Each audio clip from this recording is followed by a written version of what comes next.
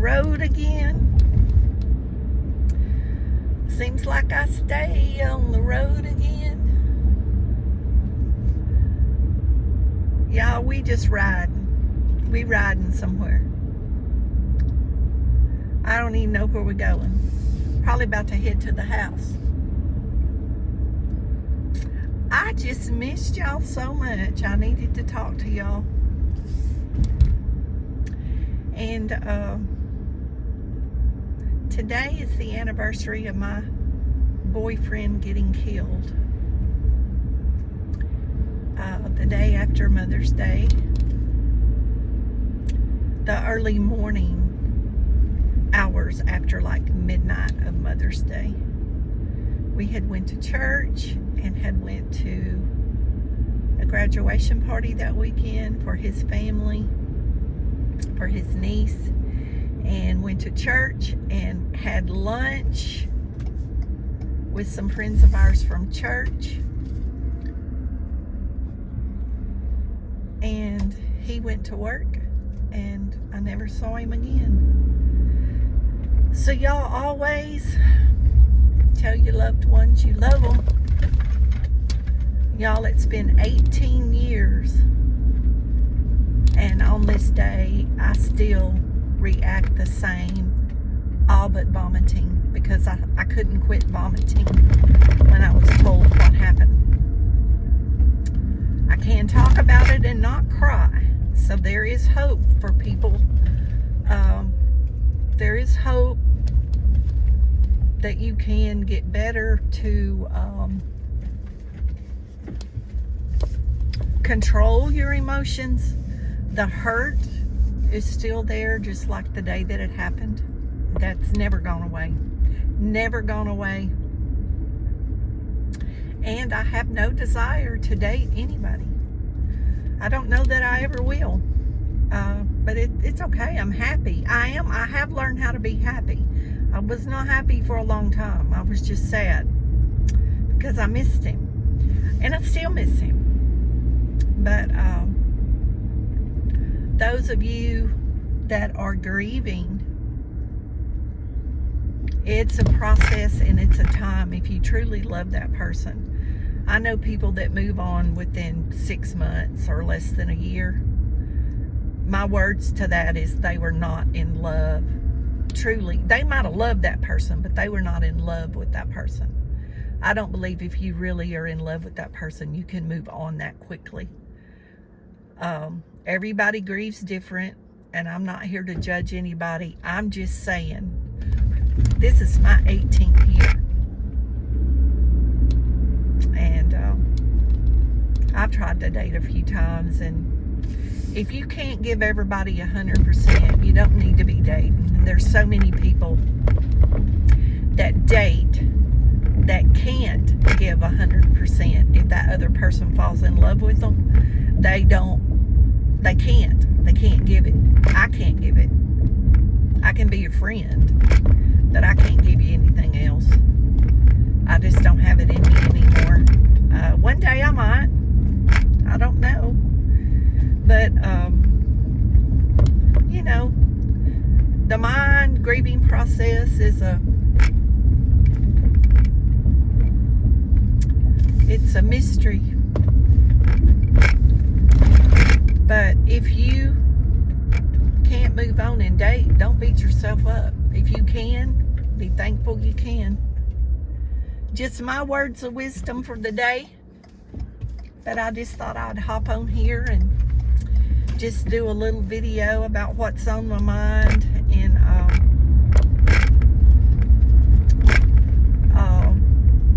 I will say this, having a relationship with the Lord is what's pulled me through it. I can't imagine being where I'm at in my thoughts and in my heart and not having the Lord there with me. I can't imagine. I cannot imagine. But my sister stayed with me for about a month and a half, lived with me because I was in bad shape. And then my niece moved in with me for about 3 months or so. And y'all, if they hadn't been with me through that, I don't know if I would have made it. Even losing my parents, I've had a miscarriage, lost my parents, lost my grandparents, lost other loved ones, and I've never had a death affect me like his death affected me. Never. And hope to never have another death in my lifetime that affects me like that. But I cannot describe to you the hell that I went through. And when I see people on YouTube and other places talking about losing their spouse and this and that, y'all, I'm going to tell you what, I have a heart of compassion for those people. And I pray sincerely for those people, whether I talk to them or not. Because I understand the pain of the loss, especially if it was sudden, like mine was. In a sickness, you can prepare yourself. Like I did with my parents. We knew it was going to happen. But, you know, when you kiss somebody goodbye and you think you're going to see them in 9 hours, and you know, you've got a life planned ahead. Look at that person laying there. Just laying there in the sun. I'm telling you, y'all, people are something else.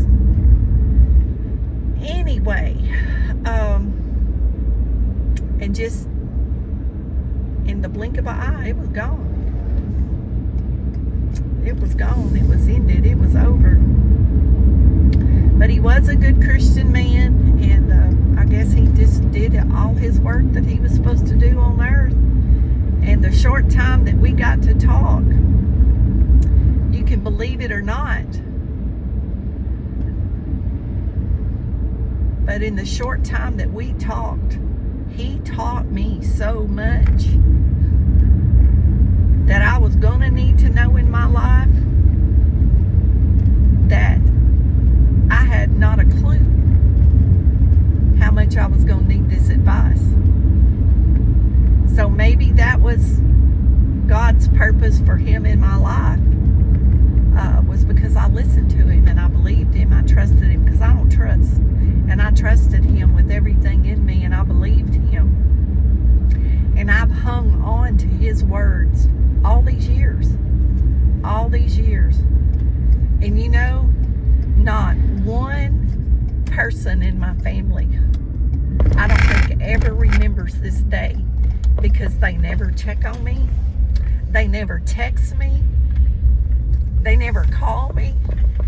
And y'all, this is something that I've talked about for 18 years. I talk about it all the time, like it happened yesterday. And I don't understand that.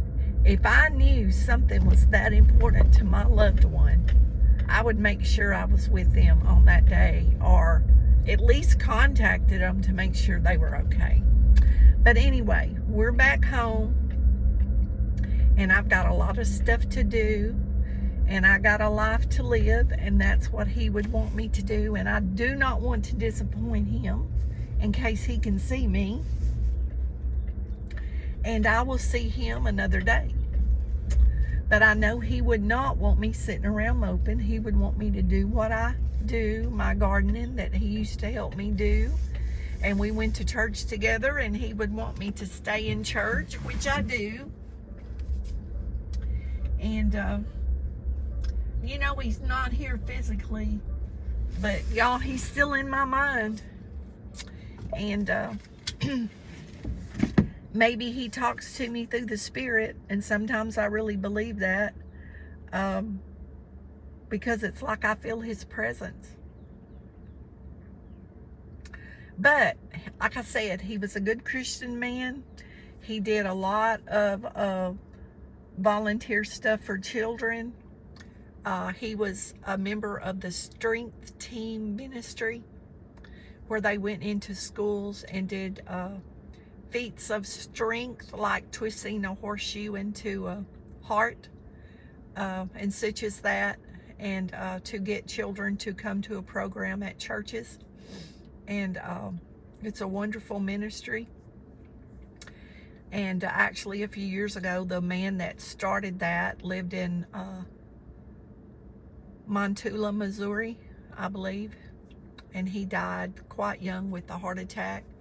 So I remember his wife and his kids in my prayers all the time, because I know she probably goes through a lot of the stuff that I go through.